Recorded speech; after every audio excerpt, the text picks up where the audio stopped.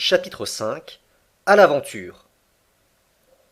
Le voyage de l'Abraham Lincoln pendant quelque temps ne fut marqué par aucun incident. Cependant une circonstance se présenta qui mit en relief la merveilleuse habileté de Ned Land et montra quelle confiance on devait avoir en lui. Au large des Malouines, le 30 juin, la frégate communiqua avec des baleiniers américains et nous apprîmes qu'ils n'avaient eu aucune connaissance du narwal. Mais l'un d'eux, le capitaine du Monroe, sachant que Ned Land était à bord de l'Abraham Lincoln, demanda son aide pour chasser une baleine qui était en vue. Le commandant Farragut, désireux de voir Ned Land à l'œuvre, l'autorisa à se rendre à bord du Monroe. Et le hasard servit si bien notre Canadien qu'au lieu d'une baleine, il en harponna deux, d'un coup double, frappant l'une droit au cœur et s'emparant de l'autre après une poursuite de quelques minutes. Décidément, si le monstre a jamais affaire au harpon de Ned Land, je ne parierai pas pour le monstre. La frégate prolongea la côte sud-est de l'Amérique avec une rapidité prodigieuse. Le 3 juillet, nous étions à l'ouvert du détroit de Magellan, à la hauteur du cap des Vierges. Mais le commandant Farragut ne voulut pas prendre ce sinueux passage et manœuvra de manière à doubler le cap Horn. L'équipage lui donna raison à l'unanimité, et en effet, était-il probable que l'on pût rencontrer le narwal dans ce détroit resserré. Bon nombre de matelots affirmaient que le monstre n'y pouvait passer, qu'il était trop gros pour cela. Le 6 juillet, vers 3 heures du soir, l'Abraham Lincoln, à 15 milles dans le sud, doubla cet îlot solitaire, ce roc perdu à l'extrémité du continent américain, auquel des marins hollandais imposèrent le nom de leur ville natale, le cap Horn. La route fut donnée vers le nord-ouest, et le lendemain l'hélice de la frégate battit enfin les eaux du Pacifique. Ouvre l'œil, répétaient les matelots de l'Abraham Lincoln. Et ils l'ouvraient démesurément. Les yeux et les lunettes, un peu éblouis, il est vrai, par la perspective des 2000 $, ne restèrent pas un instant au repos. Jour et nuit on observait la surface de l'océan, et les nyctalopes, dont la faculté de voir dans l'obscurité accroissait les chances de 50%, avaient beau jeu pour gagner la prime. Moi, que l'appât de l'argent n'attirait guère, je n'étais pourtant pas le moins attentif du bord, ne donnant que quelques minutes au repas, quelques heures au sommeil, indifférent au soleil ou à la pluie, je ne quittais plus le pont du navire. Tantôt penché sur les bastingages du gaillard d'avant, tantôt appuyé à la lisse de l'arrière, je dévorais d'un œil avide le cotonneux sillage qui blanchissait la mer jusqu'à perte de vue. Et que de fois j'ai partagé l'émotion de l'état-major, de l'équipage, lorsque quelque capricieuse baleine élevait son dos noirâtre au-dessus des flots. Le pont de la frégate se peuplait en un instant. Les capots vomissaient un torrent de matelots et d'officiers. Chacun, la poitrine haletante, l'œil trouble, observait la marche du cétacé. Je regardais à en user ma rétine, à en devenir aveugle, tandis que Conseil, toujours flegmatique, me répétait d'un ton calme « Si monsieur voulait avoir la bonté de moins écarquiller les yeux, monsieur verrait bien davantage. » Mais, vaine émotion, l'Abraham Lincoln modifiait sa route, courait sur l'animal signalé, simple baleine ou cachalot vulgaire qui disparaissait bientôt au milieu d'un concert d'imprécations. Cependant, le temps restait favorable. Le voyage s'accomplissait dans les meilleures conditions. C'était alors la mauvaise saison australe, car le juillet de cette zone correspond à notre janvier d'Europe.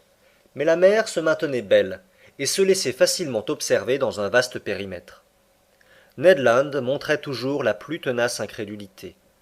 Il affectait même de ne point examiner la surface des flots en dehors de son temps de bordée, du moins quand aucune baleine n'était en vue.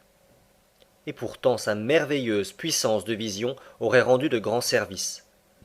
Mais 8 heures sur 12, cet entêté Canadien lisait ou dormait dans sa cabine. 100 fois, je lui reprochais son indifférence. « Bah, répondait-il, il n'y a rien, monsieur Aronnax. Et, eût-il eu quelque animal, quelle chance avons-nous de l'apercevoir? Est-ce que nous ne courons pas à l'aventure? On a revu, dit-on, cette bête introuvable dans les hautes mers du Pacifique. Je veux bien l'admettre. Mais 2 mois déjà se sont écoulés depuis cette rencontre, et à s'en rapporter au tempérament de votre narwal, il n'aime point à moisir longtemps dans les mêmes parages.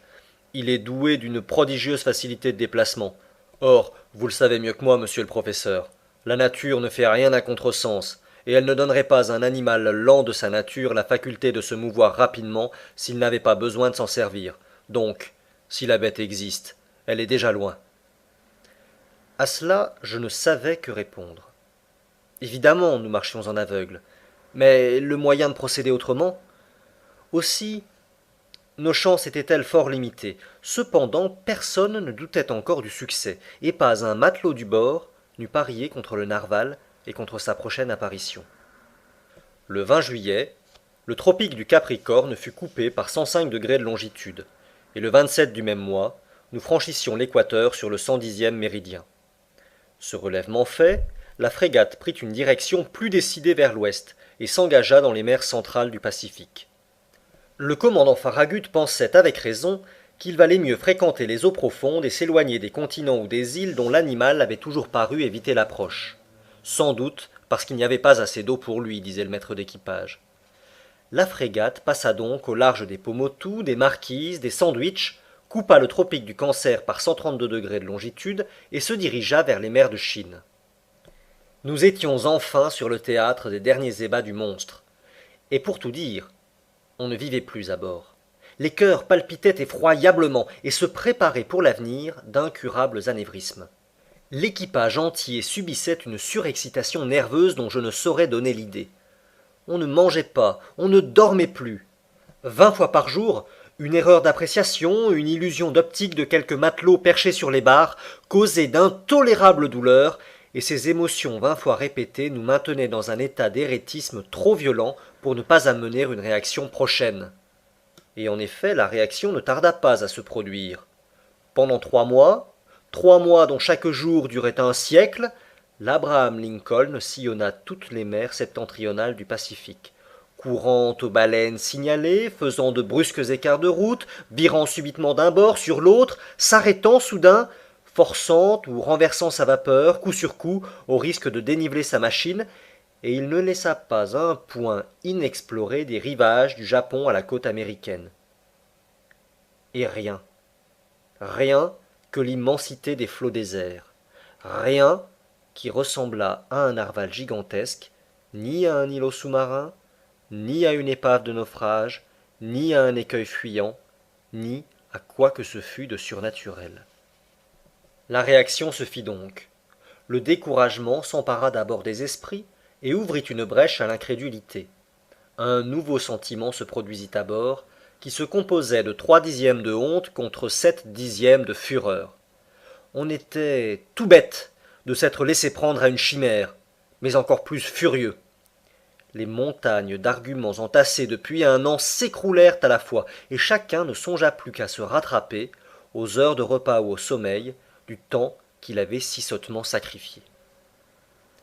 Avec la mobilité naturelle à l'esprit humain, d'un excès on se jeta dans un autre. Les plus chauds partisans de l'entreprise devinrent fatalement ses plus ardents détracteurs. La réaction monta des fonds du navire, du poste des soutiers jusqu'au carré de l'état-major, et certainement, sans un entêtement très particulier du commandant Farragut, la frégate eût définitivement remis le cap au sud. Cependant, cette recherche inutile ne pouvait se prolonger plus longtemps. L'Abraham Lincoln n'avait rien à se reprocher, ayant tout fait pour réussir. Jamais équipage d'un bâtiment de la marine américaine ne montra plus de patience et plus de zèle. Son insuccès ne saurait lui être imputé, il ne restait plus qu'à revenir. Une représentation dans ce sens fut faite au commandant. Le commandant tint bon. Les matelots ne cachèrent point leur mécontentement, et le service en souffrit.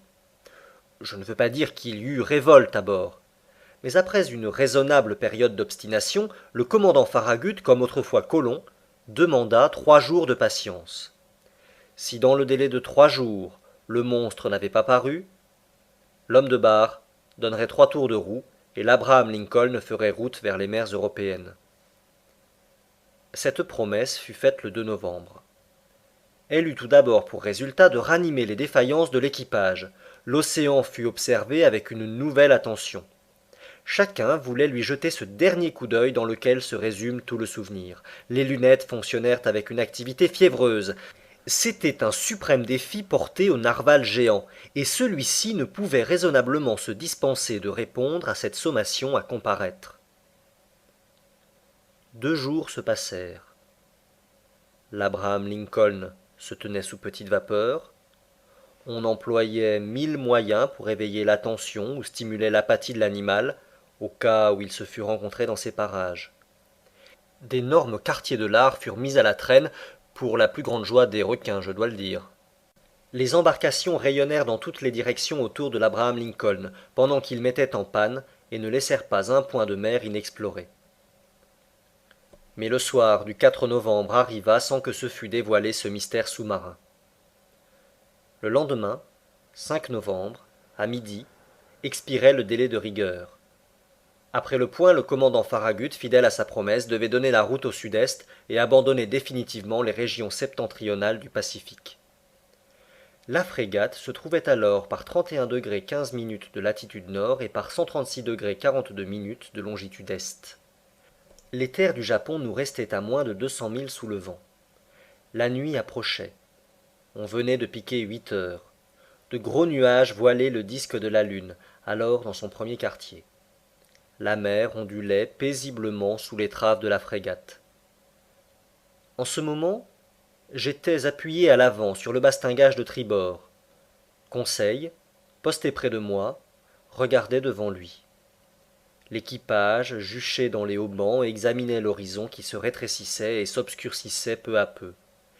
Les officiers, armés de leurs lorgnettes de nuit, fouillaient l'obscurité croissante. Parfois le sombre océan étincelait sous un rayon que la lune dardait entre la frange de 2 nuages. Puis, toute trace lumineuse s'évanouissait dans les ténèbres. En observant Conseil, je constatais que ce brave garçon subissait tant soit peu l'influence générale. Du moins je le crus ainsi. Peut-être, et pour la première fois, ses nerfs vibraient-ils sous l'action d'un sentiment de curiosité. « Allons, Conseil, lui dis-je, voilà une dernière occasion d'empocher 2000 $. Que monsieur me permette de le lui dire, répondit Conseil.